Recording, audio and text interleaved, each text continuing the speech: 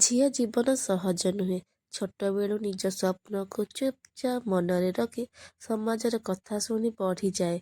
ଝିଅ ହେଲୁ ଏମିତି କରନି ସେମିତି କରନି ଏହି ଶବ୍ଦ ଗୁଡ଼ିକ ସହିତ ତାର ଦିନ ଆରମ୍ଭ ହୁଏ। ଘରେ ସେ ଝିଅ, ବାହାରେ ସେ ଶକ୍ତି। ମା ପାଇଁ ସେ ସହାୟକ, ବାପା ପାଇଁ ସେ ଗର୍ବ। କିନ୍ତୁ ଅନେକ ସମୟରେ ନିଜ ପାଇଁ ସେ କିଛି ହୋଇପାରେନି। ସେ ହସେ କିନ୍ତୁ ମନ ଭିତରେ ଦୁଃଖ ଲୁଚିଥାଏ। ସେ ନୀରବ ରହେ କିନ୍ତୁ ହୃଦୟରେ ହଜାର କଥା ଥାଏ। ତାହାର ସହନଶୀଳତାକୁ ଦୁର୍ବଳ ଭାବି ନେବା ଭୁଲ, କାରଣ ଝିଅର ନୀରବତା ମଧ୍ୟ ଶକ୍ତି। ଝିଅମାନେ କେବଳ ସମ୍ଭାଳିବା ପାଇଁ ନୁହେଁ, ସ୍ୱପ୍ନ ଦେଖିବା ପାଇଁ ମଧ୍ୟ ଜନ୍ମ ନେଇଛନ୍ତି। ସେ ଶିକ୍ଷକ ହୋଇପାରେ, ଡାକ୍ତର ହୋଇପାରେ, ଅଫିସର, କଳାକାର, ବ୍ୟବସାୟୀ, ଯାହା ଚାହେଁ ସେ ହୋଇପାରେ। କେବଳ ତାକୁ ଦରକାର ଭରସା, ସମ୍ମାନ ଏବଂ ସୁଯୋଗ।